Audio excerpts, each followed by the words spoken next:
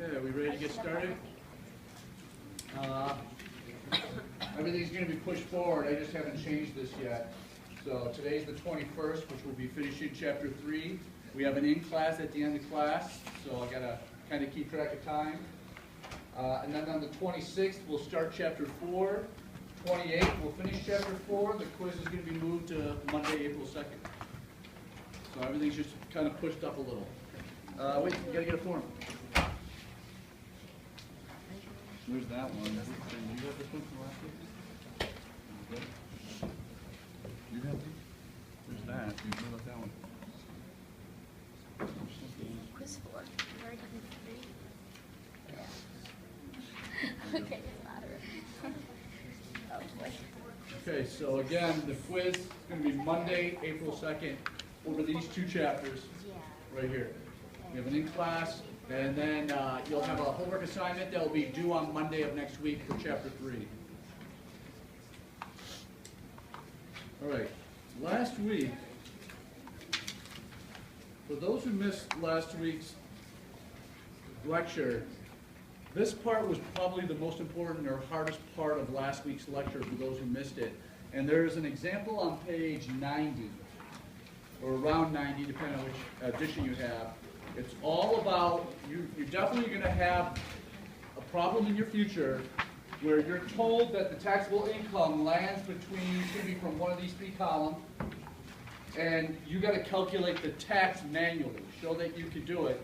So what I want you to look at, that you missed last week, if you don't want, if you haven't watched the video, is how part of it's taxed at 10%, part of it's taxed at 15%, part of it's taxed at 25%. That's what this is all about, is showing how you can see how part of it's taxed at different rates, and then you add the taxes together once you figure out what the tax is for each part. So that's what I want you to review if you missed last week, to prepare. Now, for this week, let's start before we get into it. Investopedia, Bria's still in first place. The market's been up and down, kind of weird. Today it was like kind of up. I don't know where it's at now. That's just closing. But we're getting close now to where April's going to, or where March is going to. Today's the 21st, so you don't have that many days left if you have not done a transaction for March. You want to get it in. You don't want to leave it to the last day in case it doesn't go through or something happens. So, again, it can be buy something or it can be sell something. It doesn't have to be both. As long as you get a transaction in for March, before the end of the month. Don't forget. That's all I got to say right now for that. Let's get to the taxes. All right. Whoop. Hang on. Where was I? Right here. I'm going to go to slide 8. I want to review the 1040 form again. The sections that you need to be aware of. It all starts with this first section here called the income section. If you're given a problem, it might say calculate the taxable income. So this is all about getting to that number. And you always start with this section. Anything that's listed that has to do with income, you add together just like it was part of this section. Then, the next section is called adjustments or deductions. Sometimes called deductions, sometimes called adjustments. But there are deductions within these adjustments, and these are subtracted. So if you're given a list of items and you're told to calculate the taxable income, you would find all of these and subtract them from all the income that you added together when you did the first section. Add the income, subtract the deduction or adjustments and/or adjustments.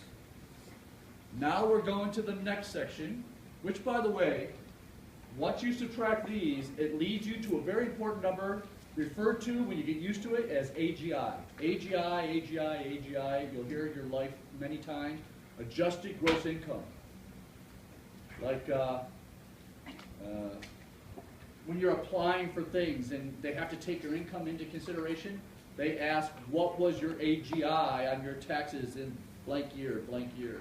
So that's, and when you start doing your state income tax form, it starts with what was your AGI, adjusted gross income, from your federal form, which is that number right there. So that number carries over to the top of the back, or page 2. Again, you just carry your AGI over to the first line. That's the same number that's at the bottom of the front page. Then, next is your itemized or standard deductions. That's where Schedule A comes in. This Schedule A is used if you decide you want to itemize your deductions. Now, what most people do is they'll start filling this out to see what it adds up to. They'll put on here as many deductions they think they can qualify for. And then when they see what they all add up to, they go back to their tax form and look at what the standard deduction is. And whichever is bigger, all these itemized deductions or the standard deductions, because you get to subtract it from your income, you want to use the largest amount. And you're supposed to use the largest amount. So let me repeat that. You're going to try, usually you try to figure out if you have enough itemized deductions to add up to more than what the standard deduction is. And if they do, this is the amount you're going to put on your 1040 because you get to subtract it from your income. If this doesn't add up to more than the standard deduction, then you're going to use the standard deduction and subtract it from your income. So we're going back to the 1040 now. And right there at line item 40, that's where the choice is made. Over here are the standard deductions that you get to choose from if you're not going to itemize. Now, the tax law just changed this year. So everything I'm telling you was before the tax law changed, because in a lot of cases, the tax law changes are going to affect you unless you own a house. That's where it may affect you. So let's just keep going. If you happen to be single or married filing separately, your standard deduction is $6,350 for 2017 taxes.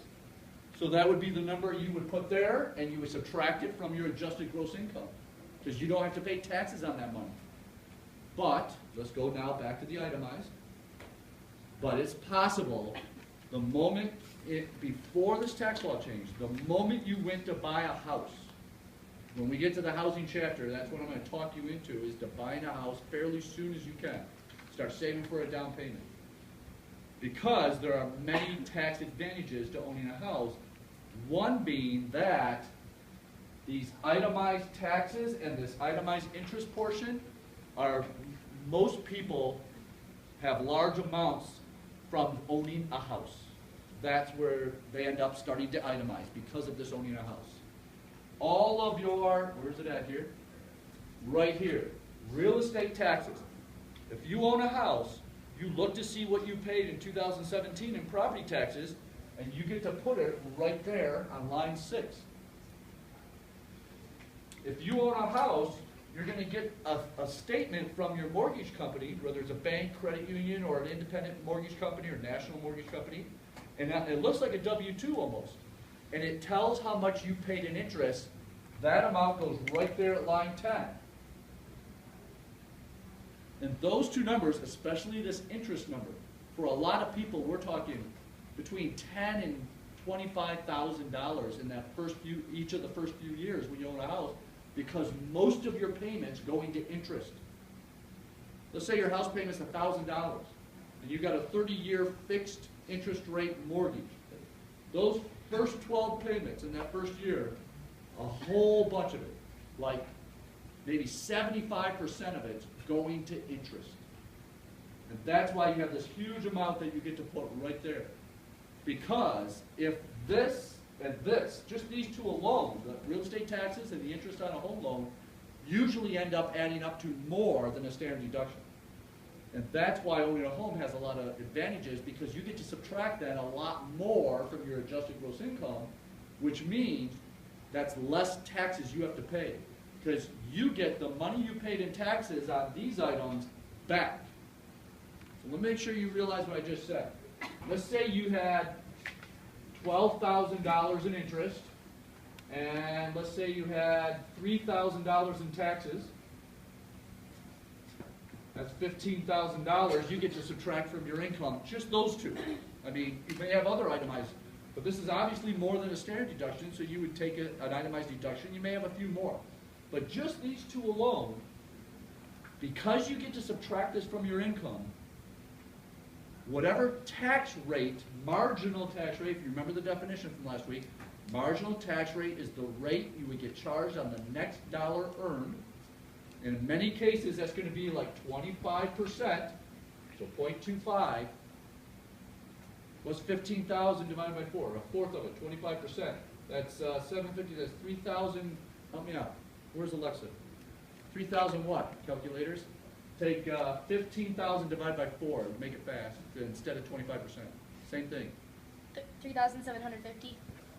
You just increased your refund, tax refund. You're getting back $3,750 of your interest you paid on your loan and the taxes you paid on your property taxes back in a refund. That's why owning a home has huge advantages. You're getting this a big portion of this money back. So that's why when we get to the housing chapter, that's a big part of where I talk about trying to talk you into buying a house shortly after you graduate. You start saving for that down payment, and then you buy. What if there's no interest rate? What if there's no interest? Like pay everything? Oh, you mean you own the home? Like, a guy paid cash for a home, and I had no interest. You're right. I still have the property taxes, but if when I had just that home only, and that was my main residence, because you can only do this with whichever home you live in, I didn't have any interest. You're right. And so I ended up taking a standard deduction because the property taxes alone didn't add up to more than what the standard deduction was.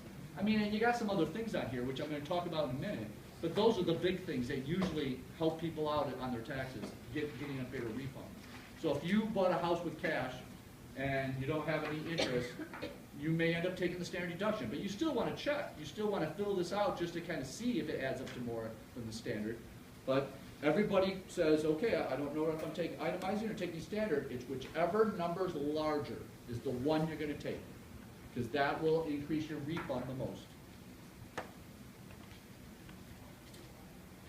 Okay, the other items on here that if once you realize, oh, you know, I'm going to itemize this here, I had all this interest from that loan. Medical and dental expenses, but the catch is, there is a catch to that. People go, oh, I have these co-pays when I go to the doctor. Oh, I had these co-pays when I got prescriptions. Oh, I had to get a second opinion. I had a co-pay. Or I had a little stint in the I had to be in the hospital for a few weeks, and my insurance didn't cover the whole thing. If that's the case, then you may have medical and dental expenses not covered by insurance, or that you had to pay out of your own pocket. But they have to add up to more than, here we go with that adjusted gross income. It has to be more than, whoops, where is it? What's going on? It says 7.5%, but wait, what year is this? Did I open up the wrong year? It got changed to 10%, and now it says 7.5%. Well, we'll go with it. Maybe they changed it back. Just last year, or 2 years ago, that got switched to 10%. I want to make sure I'm looking at the right thing here. Okay. You put all your medical and dental expenses on line 1. Then it says on line 2, put whatever numbers on line 38 from your 1040 form. Line 38, your adjusted gross income, the AGI that I just got done telling you is such an important number. Then you take that number, and I think it's supposed to be multiplied by 10%. I can't believe it says 7.5. I got this form from the IRS, so I don't know why. Maybe I'm confused. Maybe they changed it back. But you multiply it times 7.5%. Your adjusted gross income, when you're working full-time, is so big that when you multiply it by 7.5%, and then you subtract it from your medical and dental expenses, it usually leaves you with no medical and dental expenses left to be able to add to your deductions. Because 7.5% of, let's say your adjusted gross income is $40,000, $50,000, multiplied times 7.5%, only the medical and dental expenses that are over and above 7.5% of your adjusted gross income are deductible. And a lot of people, even if you had co-pays, end up not adding up to enough to be 7.5% of your adjusted gross income. So that's the catch there with those. If you have this problem on a quiz, it would say, and this taxpayer had medical and dental expenses over and above 7.5% of their adjusted gross income of $2,000. That's the part that is deductible. That's what that means. It's over and above 7.5% because it was more than $2,000, but 7.5% of their adjusted gross income wiped out a bunch of it, and there was still $2,000 they could itemize. So that's what that sentence would mean. Can you say it one more time, just like repeat You ready? it? Yeah. If this were on a quiz, and it was trying to get, the quiz question's probably going to say, should this person itemize or take a standard deduction? And it will list all these things. It will say this person had interest on a mortgage of $10,000 for the year. This person had property taxes of $2,500 or something. This person had medical and dental expenses over and above 7.5% of their adjusted gross income of $2,000. That's the amount that is deductible if that sentence is given to you because it's already been calculated how much of it is over the 7.5% of the adjusted gross income. And so you would add all these possible deductions, itemized deductions together, and see if they add up more than the standard deduction. And you're going to answer with whichever number is larger, the itemized ones added together or the standard. That's the whole idea. And you have to calculate this to be able to get to the taxable income, because taxable income is after itemized deductions. Right there at line 43 of your 1040, back of the page 2, back of it. Line 43. So before you can get to that taxable income, you got to decide if you're subtracting itemized deductions or standard deductions. Now, one last time on these itemized before I move on. Medical and dental expenses is a big one that a lot of people have. Elderly people usually have so many medical expenses that they do have a deduction here. It's even over and above 7.5% of their adjusted gross income. Wait till you get old, you'll see. Interest paid on a loan is one a lot of people have when they own a house. Taxes, whoops, I passed taxes. Taxes such as property taxes is the big one. And then if once you realize, hey, yeah, maybe I am itemizing, you might have gifts to charity. This is where only if you itemize can you write off gifts to charity. Every year I take something to Goodwill, I think it is, and they give you a receipt, and then you just fill in the receipt as to what you dropped off and what the value of the items you dropped off are. And you keep that receipt and you put it right here. Where's gift to charity? Right there on line 16. And as long as the amount you're putting is $250 or less, you don't have to fill out that other form. It says see instructions. So I'll just drop off $250 worth of stuff and write off $250. And this is why I'm a hoarder. This is why I have so much stuff down my basement, because every year I'll take it to Goodwill, $250 at a time, and write it off. If I'm itemizing, if I know I'm itemizing. And that's the good reason to hang on some stuff. Drop it off when you need the tax deduction. And if you're willing to do the form to go over $250 because you have a lot of stuff, then drop off more than $250 and fill out the form. If you know you're itemizing. If you're not itemizing, you just wasted a whole bunch of stuff that, yeah, I mean, it's good that you gave it away, but you're not going to be able to write it off. It's only if you're going to itemize can you do that. And then the other sections probably would never be on a quiz, but they're like other miscellaneous deductions. Where's the one for job expenses? If you're working at a job that won't reimburse you for mileage or something like that, and you had to run errands for the employer, you get to deduct it here if you did that. It's such a rare thing, though. And then, where's the other one I wanted to mention? Casualty and theft. Now, that's not so rare. I had one of my rental properties catch on fire.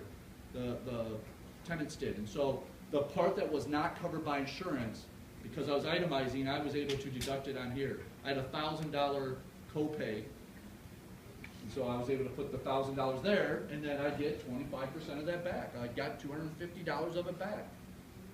If I was in the marginal, that's how that works. So there it is. You would add up medical expenses, taxes, interest paid on loan, maybe a gift to charity, maybe some casual and theft losses, and that's about it. Those are the most common. And then you add those all up to get the grand total for itemized deductions, and then you compare it to the standard. And in this case, the standard's right here in this column. Single, $6,350. Hey, look, these itemized deductions add up to $8,000. you're going to then put the itemized number on line 40, right there, of the larger of the two. If itemized is 8,000, the standard deduction is 6,350, you would put 8,000, the larger number. You subtract that from your adjusted gross income. Now there's one more, called exemptions. Exemptions are all those things, let's go to the front, all yourself, if you're filing jointly, it'd be a spouse, any dependents, which could be most common are children, or if you have an elderly person living with you, a grandparent or parent or something, the rule is they're a dependent if you're providing them with 50% or more of their living expenses, which means a roof over their head, there's a value to that. Transportation, there's a value to that. Food, there's a value to that. If you're providing 50% or more for somebody living with you, they're considered a dependent. And you get to put them there. You add the dependents together, whatever your total number is here, usually it's 1 or 2 or 3, you now get to subtract it as an exemption on line 42. It says multiply the number of dependents you have on the front in 6D by $4,050. So for each person times $4,050, now that gets subtracted. After you itemized deductions get subtracted, now your exemptions get subtracted. So there's your order that you need to know. Income's 1, adjustments is 2, itemized or standard deductions 3, exemptions are 4, you're now at your taxable income. You have a question in your future that says, what's the taxable income for this person? Add the incomes, subtract the adjustments, subtract the deduction, itemized or standard, subtract the exemptions, you've gotten to your taxable income. That's the order you need to go in as you look at all these things listed that you either need to add or subtract. Can you say the order one more time? The order? Okay, 1 was add up all your income. 2 is subtract your adjustments, which are sometimes called deductions, adjustment deductions, the deductions that are part of those adjustments in the bottom of that front page of 1040. 3 then is your itemized or standard deductions, the one we just talked about. 4 is subtracting your exemptions. And that gets you to your taxable income, TI. And then after you have your taxable income, it's calculating the tax.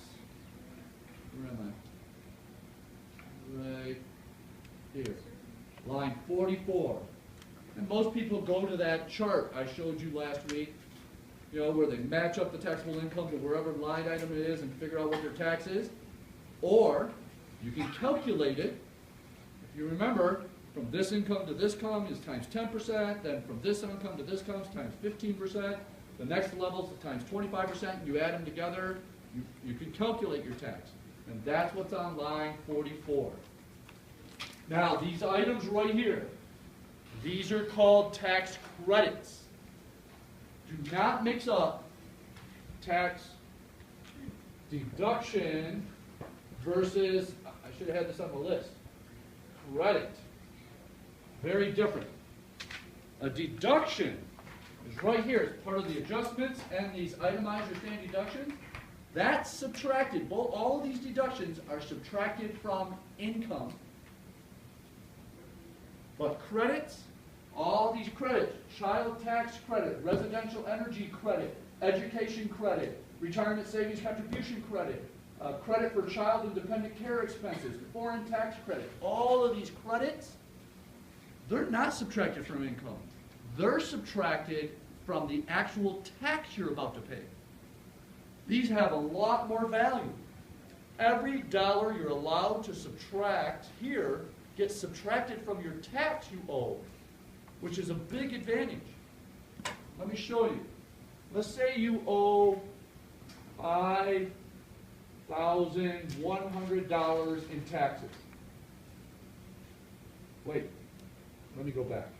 Let's say you have a $1,000 tax deduction and a $1,000 tax credit. This $1,000 tax deduction allows you to lower the amount you owe in taxes based on whatever your marginal tax rate is. So let's pretend you're in the 25%. Your taxes will go down $250. So your refund will be $250 bigger because you had this $1,000 tax deduction. It could have been an IRA, could have been one of the itemized deductions, but it's a deduction subtracted from income. You lowered your income by $1,000, and your income's being taxed at 25%, so you save 25%. This $1,000 credit, this saves you the whole $1,000 on your taxes. This whole thing gets subtracted from your taxes. So you're not just saving $250, you're saving $1,000 additional refund because this gets subtracted from the tax. That's why a tax credit's a big deal. And when you own a home and you see that, hey, they haven't taken this away yet. I think we have one more year, maybe two, called the residential energy credit. It's where, hey, I need a new furnace, and you're trying to decide what furnace to get. You don't have a lot of money, or you may have to get a loan to get it. But what you may, if you realize there's a tax credit this year, you may say, oh, wait a minute, if I go for the little more expensive one, which is a high efficiency furnace, with the tax credit, I'm going to get, you quickly get on the internet, see what the tax credit is, and it may be $1,000, and you go, I would get $1,000 of the cost back when I do my taxes. That makes that one less expensive than the cheap one where there's no efficiency, high efficiency taken on. That is the case for a lot of people found out. When they happen to needed a new water heater or they needed a new furnace, that if they pick the one that's high efficiency, the tax credit's so large, it ends up being less expensive than the cheap model. Because the government wants everybody to go to the higher efficiency ones to use less energy, to lower our need for burning coal energy, blah, blah, blah. You know what I mean? And so by knowing this, you can make a better decision. And these are the kind of things you need to learn about when these decisions come up. That residential energy credit's a big one, and if you have a child tax credit because you have, maybe you're a single parent, you have to take the child to daycare, there's a big credit involved by having to pay for daycare that you're going to get back when you do your taxes. And by knowing that, it allows you to make a more clear decision of what you can really afford when it comes to taking a child to daycare. Because you can see that, oh, look how much I'm going to get back in a tax credit by picking this daycare over that daycare because they're eligible for the credit for some reason. Maybe they include an educational program that might be needed to get the credit or something. And then after that, after these credits, all these other things, you won't be testing it. I just need you to get to that tax. But down here, how much has already been paid, how much has already been withheld on out of your paycheck from your W-2, that's how much you paid already. You may have to get to the point to where you got to say, is the person going to be getting a refund or do they owe taxes? And that would be the last step. However much has already been paid in taxes. So if somebody owes, $5,000 in taxes, but they have their W-2 says they've already paid $6,000 withheld out of their check, they would have a refund coming of $900. That may be the last step after you get past credits that you may have to know how to do. So there's your order. When you have a question on a quiz, I would have these forms right there so you could go, okay, I'm going to add income first. Okay, next, wait, is this thing is this a tax credit or is this a tax deduction? Is it part of the adjustments? Is it an itemized deduction?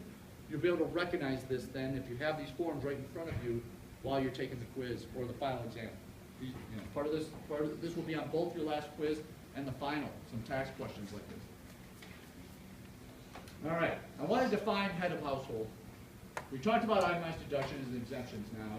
Now we're done with these forms, I think. And I want to talk about head of household, just so you know what the definition is.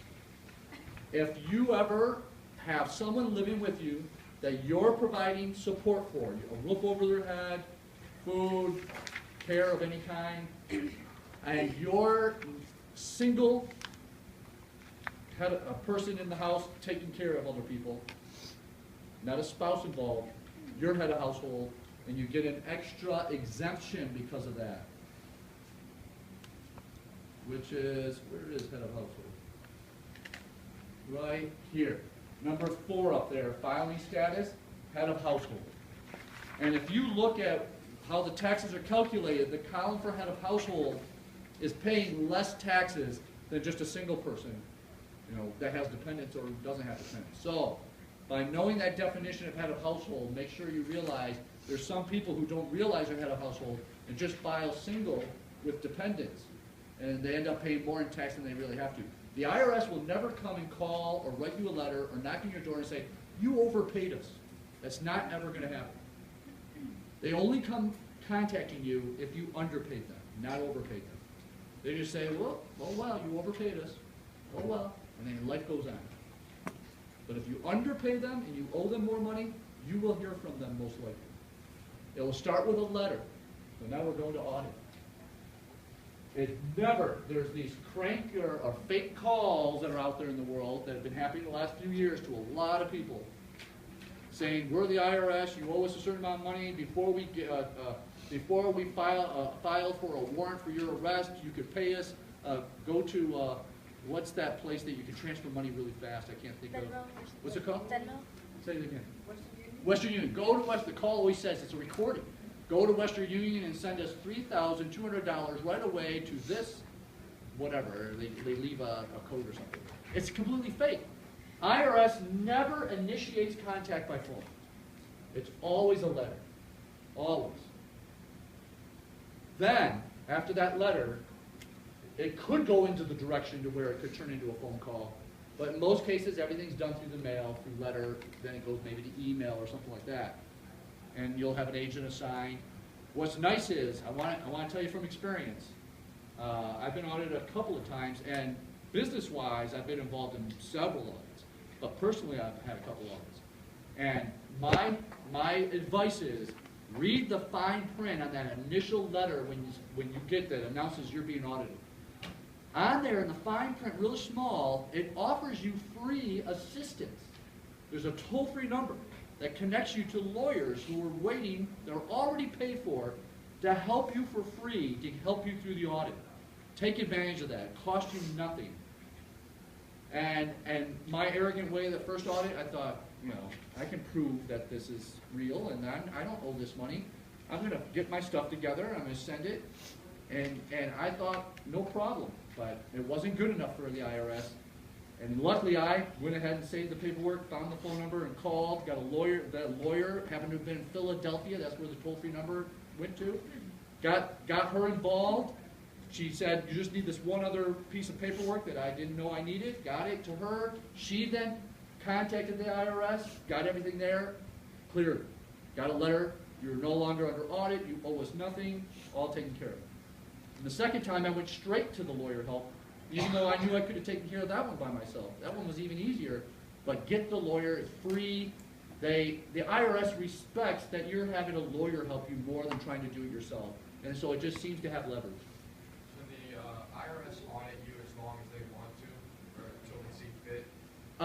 Unless you've given sufficient proof that you don't owe that tax. Once the sufficient proof is there, again, they're judge and jury in a way.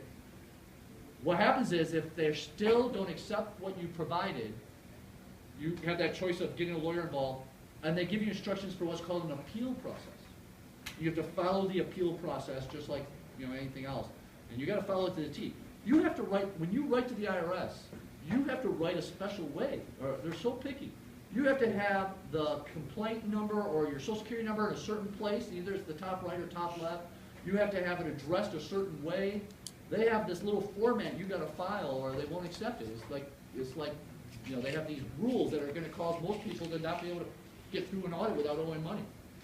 So that's why I always advise, if there's a lawyer for free that will help you, and in the fine print where that toll-free number is, get that free lawyer to help you, and make it a lot easier. It'll get through it a lot faster.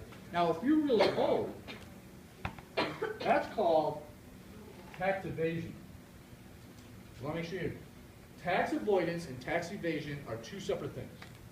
This tax avoidance, this is legal ways of trying to lower the amount you owe every year in taxes as low as you can get it, because you did certain things that are legal to do. You went out and got an IRA, which will lower the amount you owe in taxes. you went and didn't sell an investment and kept it longer just so you could have the lower taxes. There's all these different strategies to avoid tax. They're legal. But when you're getting audited, they're saying you did tax evasion. That you put something on there to avoid paying the tax that you really owed. And that's why you're being audited, because that's illegal. And if you truly did do tax evasion and you can't prove that you don't owe it, they get to charge you interest and penalties that are larger than anything you've ever experienced. It's like 24% a year or more on just the interest. And you don't hear from the IRS till 1, 2, or 3 years after you did your taxes.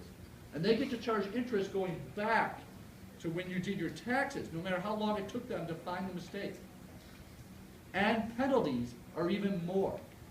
So usually, whatever it was you evaded because you did your taxes wrong or purposely did it wrong, the amount you end up owing when you get audited is more than twice the amount you would have paid in taxes had you never made the mistake or evaded some kind of tax. That's how illegal it is. You end up owing more than twice the amount because of the amount of time that goes by before you get done with the audit. And interest keeps accumulating until you paid it off. Interest doesn't stop unless you can prove you don't owe it. So everybody see the difference? I'm trying to teach you different ways to avoid tax, unnecessary tax, but in no way am I encouraging you to evade tax. That's illegal. All right. Now, when you go ahead. Actually, I just had a question about the tax evasion. So when they hit you with the penalties and the fees and the punishment. The interest and penalties, yes. Yeah, the interest and penalties. Like, did they send the police over to your house and Nope. say, Nope. It will be a long process. If this can't get settled in like a year, Wesley Snipes, look it up when you Google. It takes a lot of time, but then they arrest you and take you to prison, if you don't pay it. Wesley Snipes had to spend how many years? You guys remember him in the movies? Wesley Snipes? Anybody? Nobody remembers him? who is that guy? Yeah, Who is he? He's an actor. He was in all kinds of movies. I can't think. Blade. Blade? Is that what he said? Blade. And what was the one with Sylvester Stallone? I can't think of. A whole bunch of movies. But he couldn't come up with the money to pay the taxes that he owes, or the penalties or the interest. Expendables. Yeah, there is another one. That's right. That was right when he got out of prison. His buddies who were making the movie Expendables said he just got out of prison. They knew he needed money because he just got out of prison. They put him in the movie Expendables, all his buddies, to be part of that movie. That's right when he got out. Matter of fact, if I recall, that movie's picking him up from prison in that movie. I can't remember, as a joke. They're breaking them out. And that's really the case. He had just gotten out. I didn't Tax know that. evasion was the only thing they could get Al Capone on, even though he was guilty of so many other things. Well, legally, they could only get him on the tax evasion. No. He was only guilty of tax evasion that I know of. We're talking about Wesley Snipes? No, I mean Al Capone. Oh, yeah. Oh, that's a different story. Yeah. They'll go for tax evasion if they can prove it. Yeah. But, I mean, if there's people who can't pay because they evaded tax and then they can't pay, and enough time goes by through the appeal process, eventually they get arrested and have to go to prison, and he still owes the money. You don't get out of the money by doing prison time. You're doing prison time because you didn't pay after all the process went through. So when you get out, you still gotta pay. You still got to pay. That's right. So they got to get him in some movies to earn the money to pay. They don't have a payment plan at that point. So he's not making no money. He still gotta. No, they allow you to have a certain amount of your own money, but a certain amount has to keep paying. Like, when somebody owed money to the IRS when I was managing businesses, I would get these court orders. And I have to literally do a calculation on the court order to show them how much I can take out of their check, but still the calculation allows them to have enough income to live off of. So then I fill that all out, and I literally have to take money out of a person's check before they get paid and send it to the IRS to pay on the payment on their tax that they owe because of a tax audit. So yeah, they find your employer, they send a court document to your employer has to start taking money out of your paycheck and sending it to the IRS to pay that tax that you owe if you don't pay it. And in his case, I guess, he was claiming bankruptcy right before I think he went to prison saying, I can't pay it. They said, well, you don't have a movie in the works, you don't have any income, you're claiming bankruptcy, we're taking you to prison. And he was made an example of. Martha Stewart for inside trading, Wesley Snipes for tax evasion. They also say that like part of the debt crisis in Greece is because a lot of citizens just not paying their taxes, and the government down there is just so corrupt that they don't even try. It's not that they're corrupt. There's corruption everywhere, but I wouldn't call the IRS corrupt. What I would call them is, right now they're overwhelmed, shorthanded. Matter of fact, this may be a time where some people may say, oh, I can get away with not reporting this, this, and this, because they're so shorthanded that it may get right by them. But what happens is, everybody's taxes are put into a computer system that's looking for what's called red flags. Something unusual that will flag it. Once it's flagged, then an IRS agent gets assigned to start looking through it to see if there's possibly tax evasion taking place. So it's an automatic process that's red flagging tax returns first. And so that's kind of how people might get caught. But they're so short-handed. I can even see the IRS being so short-handed going, oh, this person only evaded $100 they would have owed. And they'll just let it go. We're so short-handed, forget about that $100. I'm not chasing it. This may be that time, that could be happening at this time. If you look on the internet, it should say something about the IRS has like hundreds of less employees than they've had in previous years. Their budget's been reduced, they're just short-handed. They're overwhelmed with so many things going on. And I believe the new administration had a whole bunch of appointees that have not been appointed yet that's caused a lot of short-handedness also. That they're behind on the schedule of appointments in the IRS department. So that's taking place. All right, now, here's my advice, especially the first time you buy a house. Attempt to do your own taxes. Just attempt it. Take your tax forms, you got them all in the mail. Your employer sent a W-2, whoever you have your mortgage through sent you the amount you paid in interest. Wherever your bank account is, they sent you something that shows how much you earned, in interest. You have some investments that sent you a 1099 to show how much you received in dividends that you got to pay taxes on. Put all those incomes down, just fill in certain things, attempt it yourself. You learn so much by attempting your own taxes. Then, take all your forms and the taxes you attempted, then go to a tax preparer and say, and there's a whole bunch of them that advertise, we'll look over your taxes before you send them in to see if you did them correctly for free. Costs nothing. Whole bunch of places, and I used to do this all the time. And then when they look it over, they'll say, oh, you're missing this and you're missing that. You could have got a bigger refund if you did this. And then they say, I'll finish this for you for $80, something like that. And then I usually say, here's $10, get some lunch, thank you, and I'm going to go do it myself. And I just go and make the change myself, and then I mail it in. Right? But they wouldn't, they won't charge you anything to look it over. Or have them, if they are going to charge you and you do want them to finish it, it's so much less expensive to have them finish already started forms compared to them starting from scratch. So you can save a ton of money at least attempting it and getting them started before you take them to the tax preparer, because they're not going to charge you then the full fee. So anybody had their taxes done by a tax preparer, it's around $125 to about $350, depending on how many different forms are involved. Can anybody verify that that's what they've had to pay at all, anywhere in there? Or less or more? Nobody's doing taxes. Let me put it that way. I don't see any hands here. We are recording, right? Does anybody had a tax preparer and know what they paid them? Nobody. Who's doing your taxes? Parents? Or, what, you're doing your own taxes? I actually had I knew what I paid in taxes, but I had a friend do it for me. A friend? Oh, that's dangerous. Wow. No, I trust her. Hey, you can trust the most confident CPA, but I want to let you know something. Everybody makes mistakes. And if you get audited because whoever prepared your taxes, and I'm talking about you paid $250 to a certified public accountant to do it, and they made a mistake, you are still responsible for that mistake, even though you paid someone else. They will most likely go with you to the audit meeting, if there ends up being a meeting, or help you do the letter to respond to the letter you got. But as far as who owes the money, if a mistake was truly made, you do. The accountant, whoever helped you with your taxes, has no responsibility. They just helped you.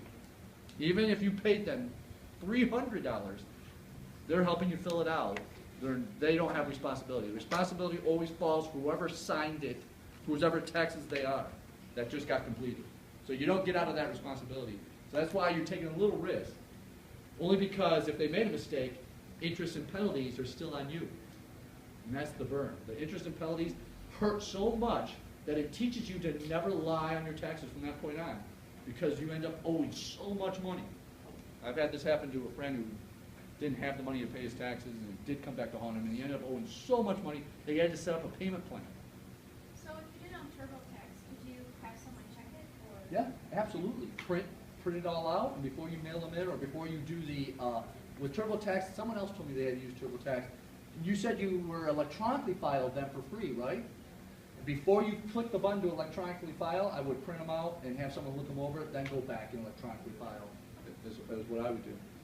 Yep, and I know H&R Blocks used to always offer free lookovers. There's a Tadrick's on Bristol Road that's been there as far back as I can remember, that always used to offer free looks at your taxes. A whole bunch of places. Most of them probably will offer free looks.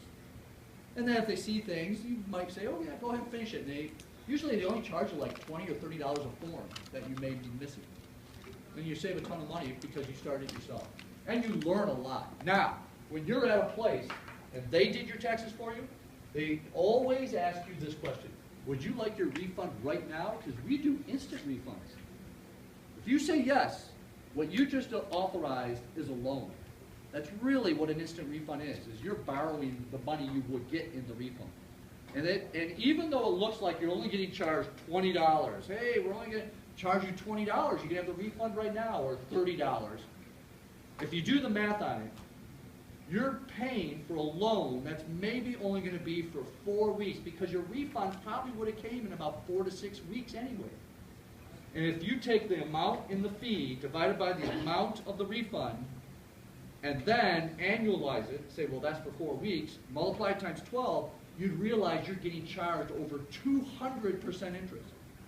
It's usually those cash advance places and these instant refunds from tax preparer places are almost the absolute highest interest rate loans we have in our country. And so even though it only looks like $20 or $25 or $30, it's really a very expensive loan, and you really should avoid it and just be patient for 4 to 6 weeks and get your refund. So there's that, instant refund, tax audit, tax avoidance versus tax evasion, strategies to lower taxes. I have one last strategy before we get to our in class. Hey, we're 10 minutes ahead of time. Hang on. Let me look. Did I skip something? All right. Here is my other giant. Now, I know I mentioned this once before, but this is a biggie. This is a big one. If you end up owing taxes of any kind, or you're thinking about cashing in an investment of any kind, before you cash in any investment, you must take into consideration what the tax effect will be. All right? And let's say you're in a 25% marginal tax bracket, meaning the next dollar you earn would be at 25% tax, because you're at that point. And if you cash in this investment, you've had this investment, let's say, for 4 years. Now, let's say you've only had it for 11 months. 11 months. And if you cash that investment in, any money you made off that investment, in the year you cash it in, you pay taxes on it. The money you made, the profit. If that profit were made, if you owned that investment for less than 12 months, everybody hear this part? If you only own that investment for less than 12 months, you pay the full income tax rate. So if you cash it in and you're in the 25% marginal tax rate, or 28%, which most of you will be in after you graduate, you're paying 25 or 28% tax on that investment you just cashed in. But if you look at your other investments, you go, wow, this other investment I could cash in, I've owned for more than 12 months. Any investment you cash in you owned for more than 12 months, you get to pay the lower capital gains special tax here, called long-term capital gain tax, on the money you made in profit. So think about that. you're in the 25% tax bracket, you're about to cash in an investment because you need the money for something, and you go, wait a minute, I've only owned this 11 months, and you look at this other investment, I'm going to cash this one in instead. You're keeping either 10 or 13 extra percent in your pocket by just changing your decision to cash in one that you've had longer compared to one that's not as long. By knowing this strategy, that's a ton of money. Now let me explain why that's a ton of money. Sometimes your investments, if you owned like a mutual fund for 10 years and never cashed it in, it just kept making money, getting larger, the price goes up more and more, you don't pay taxes on any of that profit until the day you cash it in. And if you cash it in this year, you got to pay profits on all the money that was made for all 10 years together in the year you cashed it in. So you want to make sure that you are cashing it in because you owned it. If you have to cash it in, you want to make sure that you owned it for longer than 12 months. The cutoff is 1 year. If you owned it for longer than a year, like the one for 10 years, luckily you're only paying the lower tax on it. But if you only owned it for less than a year, you have to pay full tax on it, just like it was income. And this is what you want. Now look at how it benefits people who are in really high income.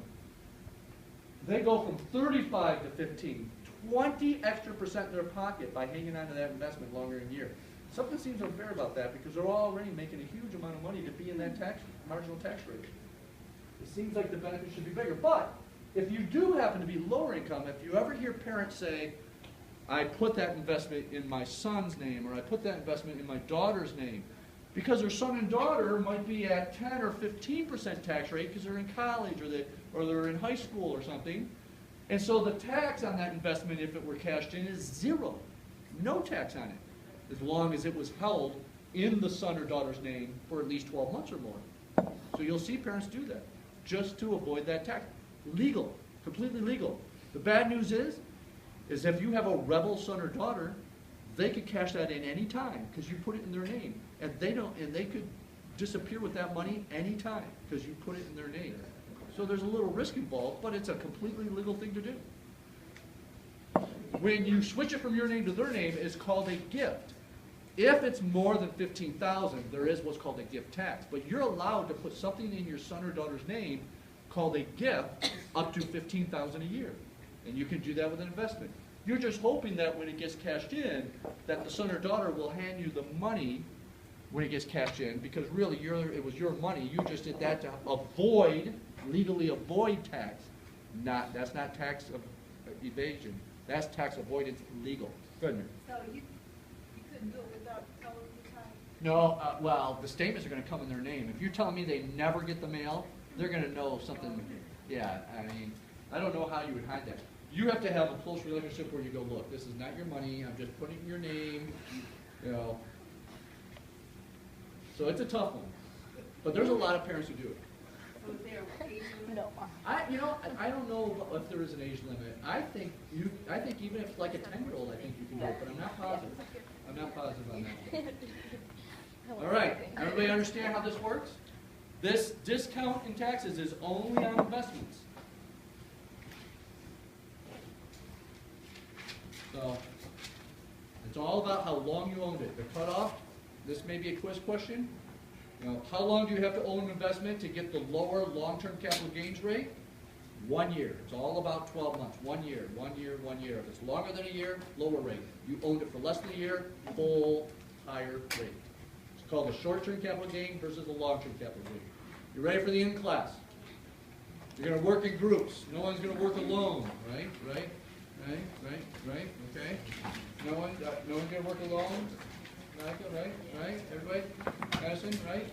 Everybody's got someone to work with? Calculate the taxable income on this scenario. Follow the steps: income, then adjustments, deductions, then itemizer standard, then exemptions, taxable income.